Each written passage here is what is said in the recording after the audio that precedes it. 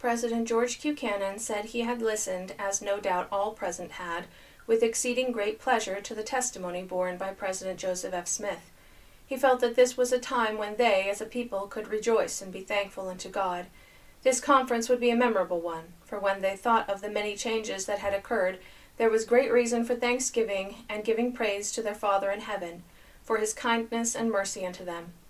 He was satisfied that no power but that of God could have wrought the changes they had witnessed, or delivered them as they had been delivered. Hence it seemed to him that this general conference was a fitting occasion on which to join with all their hearts in thanking God, as a people, for that which he had done for them, and they might rest assured that he would yet continue to fulfill the many promises given unto his chosen ones. It was a glorious thought that in the midst of affliction, sorrow, and trial they had a friend so powerful as the God of Abraham, Isaac, and Jacob. Dreary prospect before them indeed, if it were not for the consolation that God had given them upon this point. God had called them to endure trials and to pass through tribulation. The hearts of his people had been wrung in anguish, their faith had been tested to the fullest extent, and had it not been for the promises of God and the faith given unto them, they would have fainted by the wayside. But in the midst of their peculiar circumstances he had been near unto them. He had comforted their hearts, he had whispered peace, he had been on their right hand and on their left. They had proved him to be the God whom they declared him to be, and those who were faithful would yet see the outpouring of his power, a bestowal of heavenly gifts, and an increase of heavenly manifestations, such as they had never before witnessed. He knew and could bear testimony that God was pleased with the Latter-day Saints, and had accepted of their offerings. He had recognized their fidelity to his cause, their determination to do that which was required of them. There were many things yet to be accomplished, and they would be done in the good time of the Lord. Brother Joseph F. Smith had told them that morning that he thanked God for the testimony he had received. It was something they should all be thankful for, that their great Creator, in the midst of the darkness, gloom, and uncertainty which prevailed over the earth, had condescended to reveal himself to a few humble individuals who had sought to do his will. For, though the Latter-day Saints numbered thousands, yet they were but few compared with the great family of man. They could not, however, pride themselves with the reflection that this blessing was for them alone. God was just as willing to remove doubt and uncertainty from every other heart as he had been to remove it from theirs. He was not a partial God, but when they saw how the inhabitants of the earth wandered and indulged in all manner of speculation concerning God and eternity, and then reflected upon what God had revealed to the Latter-day Saints, it should fill them with inexpressible joy and thanksgiving for the mercy that he had shown unto them, and for the light and intelligence which he had poured out upon them as members of his church. The great bulk of mankind at the present time seemed to have very little hope concerning the future. He was very much struck with the writing left by Boulanger, the French general, who suicided in Belgium a few years ago.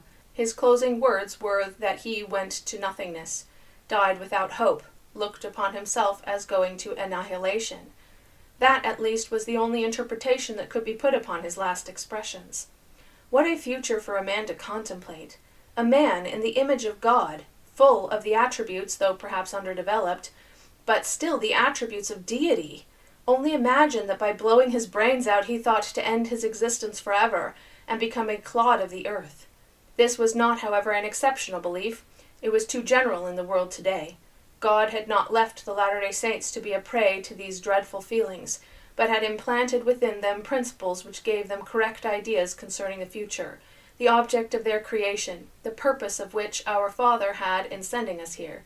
With them it was life eternal. There was no limit to the blessings that God intended to bestow upon his people, if they would only continue faithful. But he would still try them. They would still have to pass through the furnace of affliction, as many had already, and be tried as gold that was 7 times purified.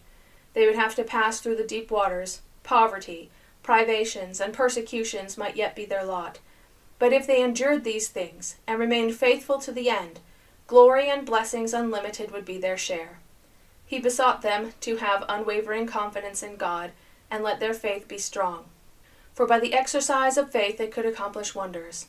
The things they had endured of late should increase rather than diminish their faith in God and his willingness to save them. When they sought for gifts and blessings from God, let them not do so in order to satisfy their own requirements merely, and that they might be able to say, I am better than my fellow men. If they asked for gifts, let them also pray for grace and strength commensurate therewith, so that they might bear them meekly and humbly, realizing that they were not ours after all, but the gift of God, who could at any moment withdraw them from us. The nearer we lived to God, the more the spirit of testimony would rest upon us, and everything connected with our religion was then made simple and plain. No man or woman in this church could grow in the work of God who did not constantly commune with him and constantly have answers to their prayers. President Cannon next remarked that there were many subjects which might be talked upon at this conference, and many upon which the saints needed instruction. The 2 or 3 days now before them were scarcely sufficient to get their hearts as mellow as they should be. They came to conference with their minds absorbed and clouded with various business affairs. They should forget these, and enter heartily and prayerfully into the important work in which they professed to engage. Let them forget their anxieties and business cares, and concentrate their thoughts entirely upon the work of the Lord. That was the first day of their conference, and he hoped to see it close as it had begun, with crowded congregations, the people hungering for the word of God, and desirous to hear the counsels of his servants. If they came together in that spirit, he knew that they would not go away unsatisfied, but would be thankful for the good they had received.